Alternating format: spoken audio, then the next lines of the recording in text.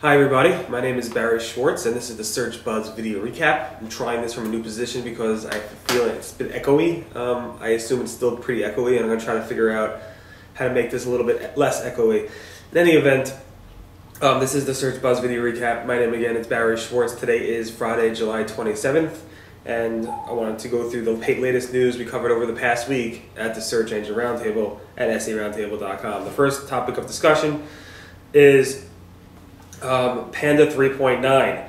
On July 24th at around 7 p.m. Eastern Time, Google announced that they pushed out a new refresh for Panda, and this would be the 3.9 version.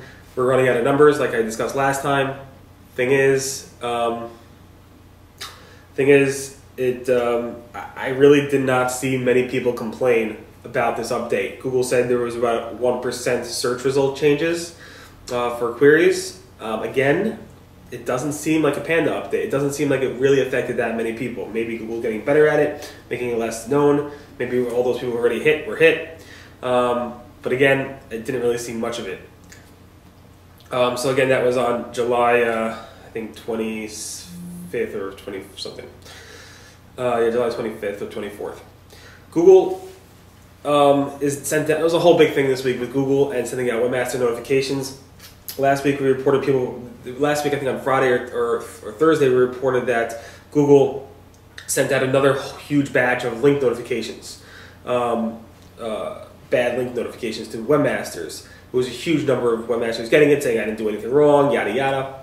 In any event, Google apologized. It was basically Google sending a notification for links that were specifically not necessarily it's basically you didn't have to take action on them. Google said you could. These are links that are currently being ignored by Google, and you don't necessarily have to take action on it. But Google pretty much notified people, and it scared them because Google used the same notification that they use for people who are buying links and stuff like that, saying these links will have a negative effect on your rankings. The truth is, it didn't. And Google notified people. They decided to change the messaging and send out another notification, which was a good thing, but still people are very confused.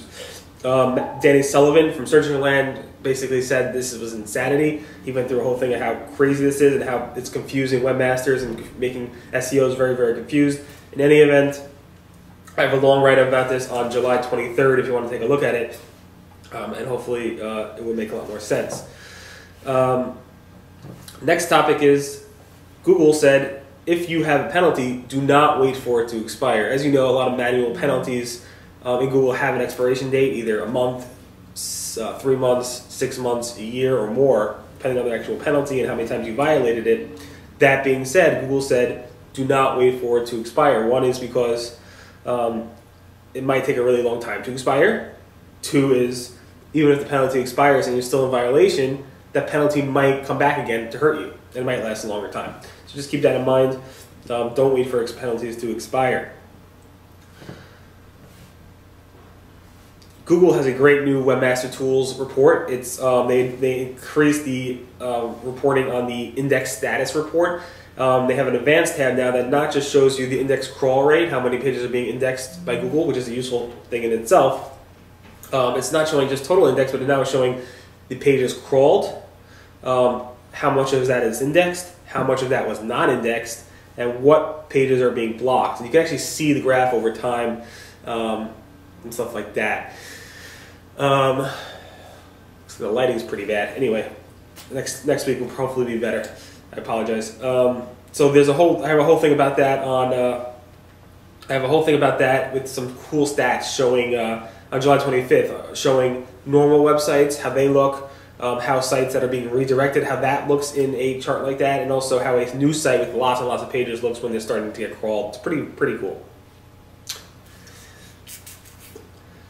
Google Plus. So Google is adding, or has added, or is testing to add the ability to see actively discussed on Google Plus. So if you go to the search results and you do a search on something, sometimes Google's going to show this thing that says actively discussed on Google Plus in the actual search results. When you click on that, it'll actually show you the discussion in Google Plus. It's a pretty interesting feature from Google to try to get Google Plus more integrated into the Google search results.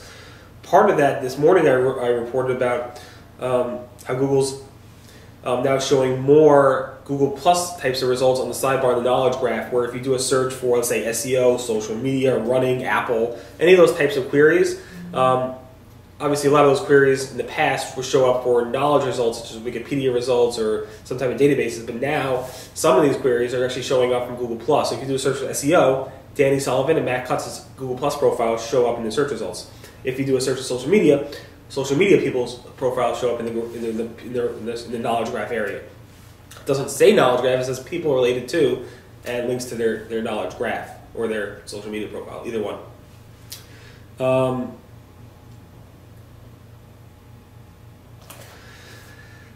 Google has more information about responsive design. They say a lot of people are asking about how to use JavaScript with responsive design. So, Pierre Favre, a Googler, who's the main person behind this whole initiative at Google, says two things. One is they basically gave you two solutions for using JavaScript with responsive design. One is how to include ads from ad networks that are outside of the supported responsive design elements, and how to use different image sizes and resolutions for different device types.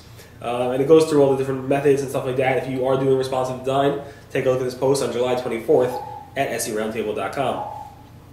adCenter, months and months ago, actually in March, removed the ability to do targeting based off of ages and gender. I don't know. I missed it. I don't think most people missed it. I haven't seen it. We have a blog post about it this week on July 26th, but it's completely gone as of now. And they said it wasn't useful because people lied about their ages and genders, and it wasn't a good targeting method. At least they couldn't target it properly. Google launched this week handwriting. You can now, if you're on a mobile device, a smartphone, or a tablet, you can actually write with your finger on the actual Google homepage, and it will convert your written text, your handwriting text, into a text and do a search based off of that. I find it to be I really think it's a step backwards. I mean, how is it? I mean, it's cool technology. It really is, to be able to write something on a tablet and it translates it. The Apple Newton did that. It's cool technology.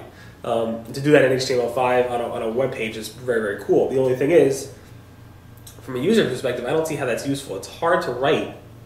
I think it's much harder to try to write with your finger on a small screen when you're in a cab and it's bumping all around than actually type or even use voice search. So I'm not sure about that, but it's very, very cool, and I like to play with it. I don't think I'll ever use it. I'll probably just play with it. Google has improved their calculator. It's a whole new upgrade. It's now an interactive calendar. It has, I think, 34 button scientific calculator. Google, yes, has a graphical animated scientific calculator as well, but this one is actually now interactive. So if you do 2 plus 2 in the Google search results, it will bring up this nice big calculator you can actually interact with. And also cleaned up the conversion metrics and design for the user interface. There are often, I mean, we talked about this in the past, how SEOs threatened reporters, how they threaten Googlers. So there's another thread in Google Webmaster Tools this week where an SEO has threatened Googlers, I think specifically Matt Cutts and some others, saying, we want to meet up face-to-face, what is your address? If an SEO can't figure out where Google's located by searching in Google for Google's address, it's pretty sad. But in the same sense, John Mueller of Google says, you can find our addresses on our website, but it might make more sense for you not to look and try to travel to find us. It might make more sense for you to try to improve your website. That being said, I hate when I see this type of stuff. I wish it didn't happen, but it does, and I really hope nothing ever happens in the future. Nothing really has happened, I don't believe, but I hope it doesn't happen in the future. There was some guy who tried to threaten me at one of these conferences, saying, I'm going to meet up with you. He never did, but I'm sure this happens all the time. I'm just waiting for the day where something happens to somebody in the industry, a Googler or an SEO or a reporter or something. I'm just nervous for it, and I hope it never does happen. On the doodle side, it was Amelia Earhart's 115th birthday. She's still one of those people out there that, you know, obviously has made tremendous strides, but because of her mysterious disappearance and death, it's still one of those things that every kid and every single American and people around the world actually look up to and look into. So on July 24th, it was Amelia Earhart Google Doodle. Definitely well deserved, and thanks Google for doing that. And today on Google, Bing, Ask, Yahoo, and other search engines, you'll see Olympic doodles. Those Olympic doodles will probably change throughout the day and throughout the days of the Olympics. And you can take a look at those logos on any of those sites, as well as in the Search Engine Roundtable, where we'll probably be archiving all those logos. In any event, thanks so much for listening. Thanks so much for listening, and that was the Search Buddy Recap. My name again is Barry Schwartz, and I'll try to be working on the echoing, the lighting. I'll probably move into a different room or figure out some mics. If you have any solutions on what I could do in a large echoey room without having to pan it down or switch rooms, maybe some microphones, maybe a cheap solution for voice. I have a Canon camera. Anyway, if you post in the YouTube channel or on my blog, I would definitely appreciate those comments. Again, today is July 27th, Friday. My name again is Barry Schwartz. This is the search news we covered over at the Search Engine Roundtable and SERoundtable.com. Everyone have a great weekend and enjoy the Olympics. Bye.